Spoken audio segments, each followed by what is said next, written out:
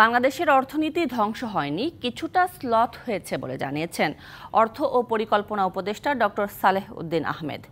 জুলাইয়ে রেকর্ড মূল্যস্ফীতি প্রসঙ্গে তিনি বলেন, সরবরাহ ব্যবস্থার ত্রুটির কারণেই জিনিসপত্রের দাম বাড়ে। সরাসরি তার এখতিয়ার না হলেও মূল্যস্ফীতি নিয়ন্ত্রণে সংশ্লিষ্ট দপ্তরগুলোর সঙ্গে বসার কথাও বলেন তিনি। জানান, বিদেশি ঋণ নিয়ে চিন্তার কিছু নেই, প্রতিশ্রুতি অনুযায়ী তা পরিশোধ করা হবে। পরিসংখ্যান ব্যুরোর তথ্য অনুযায়ী জুলাই মাসে মূল্যস্ফীতি হয়েছে 11.66%। অর্থ ও পরিকল্পনা উপদেষ্টা জানিয়েছেন, এখন থেকে মূল্যস্ফীতি সহ সব গুরুত্বপূর্ণ বিষয়ের প্রকৃত তথ্য জনগণের সামনে তুলে ধরা হবে। ডেটাটা লোকজন জানুক, স্বচ্ছ হবে, এটার কারণ এটার ইমপ্লিকেশন হলো পলিসি কী হবে, প্রোগ্রাম কী হবে। 6 টাকার বেগুন ঢাকায় 80 টাকা বিক্রি হয় কেন? এগুলো তো আমরা বলছি বাজার মনিটরিং করা এবং আমরা এখানে বসবো আমি এই কয়েকদিনের মধ্যেই।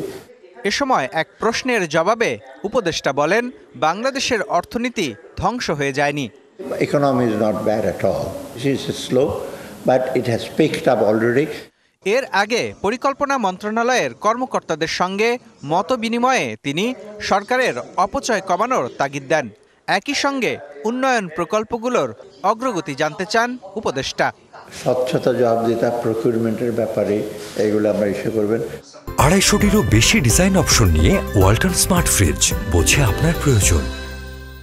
পরে অর্থনৈতিক সম্পর্ক বিভাগের কর্মীদের সঙ্গে মত বিনিময় সভায় গতানুগতিক কাজের বাইরে গিয়ে দেশের স্বার্থে কাজ করার আহ্বান জানান ডক্টর সালেহ উদ্দিন আহমেদ। পরে সাংবাদিকদের বলেন, বিদেশি ঋণের কিস্তি পরিশোধে চিন্তার কিছু নেই। যার যা পাওনা আছে, যে কিস্তিতে দিতে হয় দিয়ে দেবো। Will fulfil the commitment. কারণ এটা আমার আপনার তো বাংলাদেশের জনগণের, দেশের এই সাথে ইমেজ। পরে ঢাকায় নিযুক্ত বিশ্বব্যাংক ও আইএফসির কান্ট্রি ডিরেক্টরদের সঙ্গে মত বিনিময় করেন তিনি। এ সময় উন্নয়ন সহযোগীরাও বলেন, অতীতের মতোই বাংলাদেশের উন্নয়নে পাশে থাকবে তারা। বাংলাদেশ ঋণের অর্থ ফেরত দিতে পারবে, এ বিষয়ে বিশ্বব্যাংকের কোনো সন্দেহের অবকাশ নেই। বাংলাদেশের সঙ্গে বিশ্বব্যাংকের সব চুক্তি নবায়ন করা হবে। একটি শক্তিশালী অর্থনীতির জন্য শক্ত আর্থিক খাত জরুরি। আমরা বাংলাদেশের আর্থিক খাতে শক্ত সংস্কার দেখতে চাই। এর আগে সংস্কার প্রশ্নে অর্থ ও পরিকল্পনা উপদেষ্টা জানান, আর্থিক খাতের সংস্কারে গুরুত্বপূর্ণ পদে পরিবর্তন আসছে। ছাত্র জনতার কাঙ্ক্ষিত সংস্কার হবে। মুস্তফা মাহবুব, ডিবিসি নিউজ, ঢাকা।